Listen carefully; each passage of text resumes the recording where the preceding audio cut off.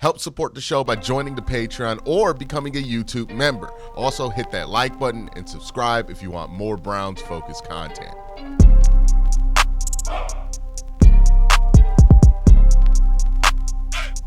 Shedeur Sanders, Cam Ward. That's a new argument that everybody's getting into, right? There's like a three-piece argument. It's like whether you want Shedeur, whether you want Cam Ward, or whether you want no quarterback at all. And everybody's duking it out already. College football season ain't even ended, and we're all duking it out over these quarterbacks. It's going to be one hell of a draft season. So what I want to do in this video is talk about Cam Ward, talk about Shedeur Sanders, and talk about the questions I have about both these guys and the ways that I could see them being successful and the concerns I have about the things that could stop them from being successful. The reason I want to do this is simple.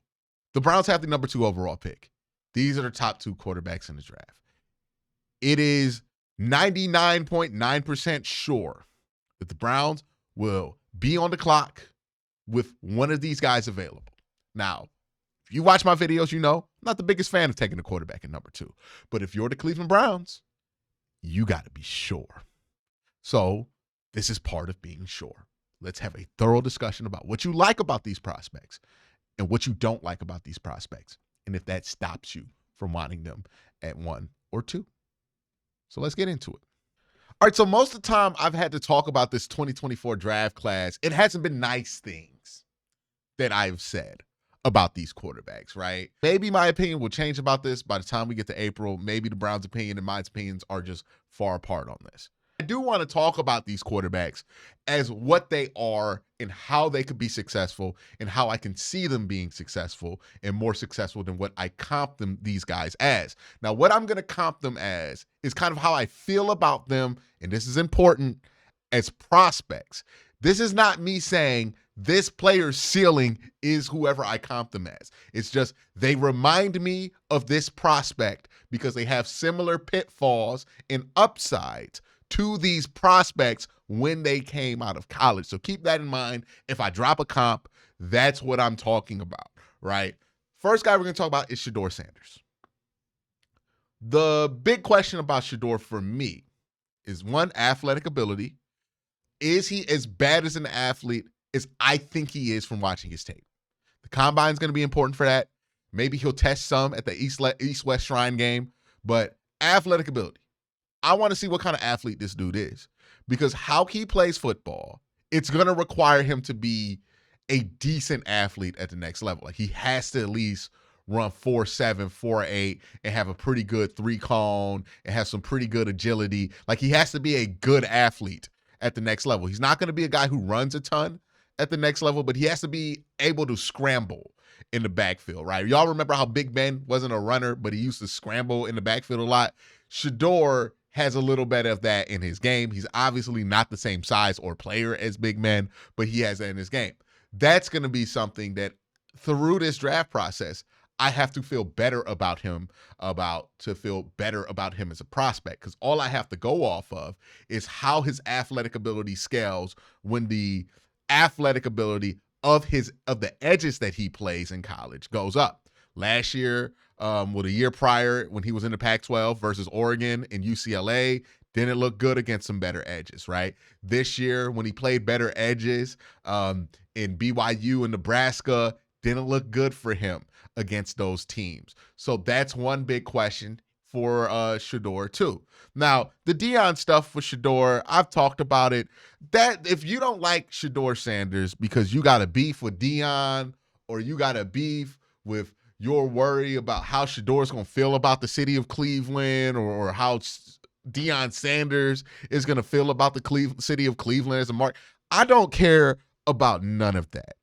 I don't think Deion Sanders is a bad influence on Shedeur Sanders.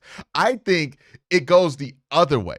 And my question for Shedeur, and I think the bigger question for him as a prospect, is, will he thrive outside of being in the structure that he's been in his whole playing football career, literally since high school? His dad has coached him and been able to craft the situation in which Shedeur Sanders would exist in. I know a lot of people use his situation at Colorado as a negative. I don't think his situation at Colorado was a negative. I think he was in an offense, in a system with players that were brought to the team with Shedeur Sanders in mind from top to bottom.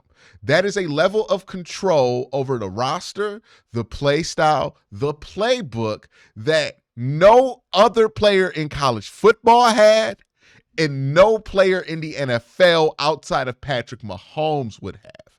And my question is there an element of window dressing there with how Deion has built these teams around Shedeur Sanders?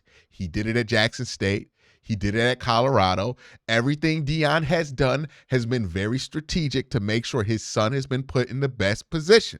There's some level of window dressing that's apparent, because why else would Deion have been this involved in his football career? That doesn't mean that Shedeur is bad or anything good that he did in college is fake. It just means that that's something you have to understand about his production at Colorado, is that there's a potential that you can't replicate everything that they did at Colorado in order to make him successful at the NFL level. And then that's before we even get to the athleticism questions. Like, one example of one of the things that I think Deion Sanders did brilliantly to elevate the status of his son was bring in Travis Hunter and have Travis Hunter be so closely associated with that prime brand, right? Because Travis is basically talked about as another Sanders kid. Deion makes sure he goes out of his way to talk about Travis as another Sanders kid. So when Shedeur is doing well and he's throwing passes to Travis Hunter, it's not just talking about Travis Hunter. It's talking about Shedeur and Travis Hunter. When Deion is doing all of these antics and getting you to watch the Colorado games, that's not just putting attention on him. That's making you remember that he has a son who's a starting college quarterback in a Power 5 school. Is there an element of hype around Shedeur Sanders? Obviously. That's what Deion Sanders has done well. But also underneath that hype, you have to ask a question with Shedeur, which is, what happens if you don't assume that the Sanders stuff or that the Colorado stuff was a bad thing? What if you assume that it was a good thing? It actually something that he benefited from? Well, does that change how you feel about Shedeur Sanders if you take him out that system? Because he's not going to have that level of control. I think the best thing for Shedeur Sanders in his NFL career is if his dad takes the job for the Las Vegas Raiders and then drafts him. Because that might be a situation where he could be successful in. Because, again, his dad seems to know how to build something around his son. If he gets drafted to Cleveland, Deion's not going to be there to orchestrate everything and to orchestrate the offense and to pick this and that. He's going to want to say in it, but he's not going to be there. He's not going to be able to orchestrate it the way that he did at Prime High in high school for Shedeur Sanders, the way that he did at Jackson State in the FCS for Shedeur Sanders, and the way that he did at Colorado. That is a big question, again, with Shedeur, because we're so caught up in everything else we haven't talked about. I would love to know the answer with this, even like with him being at the East-West Shrine game. I find that to be interesting because East-West Shrine has like 14 Colorado players at it. Why is that the case? Well, that's Deion's influence. Deion's trying to create the environment so his son could be successful. Everything that Shedeur Sanders has done has been with Deion looking over his shoulder and making sure, like a father would, if they had the ability to do. I'm not saying this is a bad thing that Deion is doing, but he's been looking out for him every step of the way. What does Shedeur look like if he doesn't have Deion shepherding over the process? Is a NFL team able to build and build around Shedeur the same way that Deion has built around his son? And will they be as dedicated to doing that with Shedeur as Deion was? Those are the two things about Shedeur, because if he does develop, if he does do some of the stuff he did at Colorado well, I see a dude who could be a good quarterback. He sees the middle of the field well. He throws a very accurate football. He can layer balls well. The issue with him, he doesn't necessarily play on time well. He's not a great pocket mechanic yet, but I think he showed potential in both of those areas. For him, my early comp is Teddy Bridgewater. Let's talk about Cam Ward.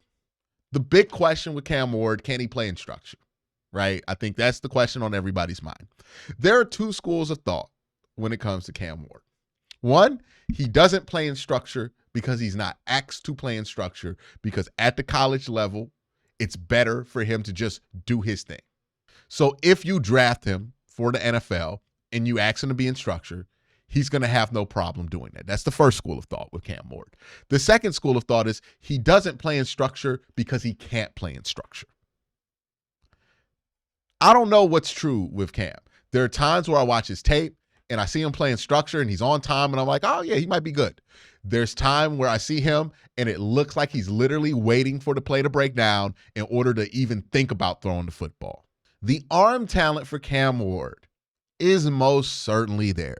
He has the most intriguing arm talent of any prospect in this draft. The way that he could drive the ball off one foot, the way that he could drive the ball without moving his hips at times, the way that he could throw the ball with different types of spin and everything else, it's very impressive for Cam Ward. He's not the most accurate quarterback, but he does spin it pretty well.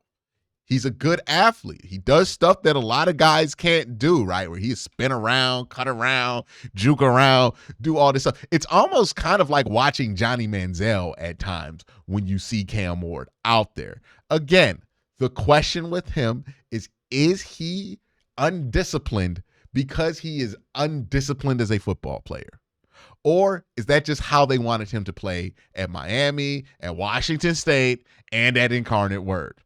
That's the big knock with Cam Ward for me. He's played so much football. So you would think because he's played this much football, he would know better than some of the decisions that he makes. Some people see him throw across his body and say, hey, that's just a kid who has confidence in his arm. Some people see him throw across his body and think, my God, this dude's going to get somebody fired. Because people are polarized on Shedeur for a lot of reasons. Some of those include football reasons, the reason I'm personally polarized on him. Some of it has a lot to do with the Sanders name. Cam Ward is polarizing because you can look at him and see two different things and you're watching the same exact play.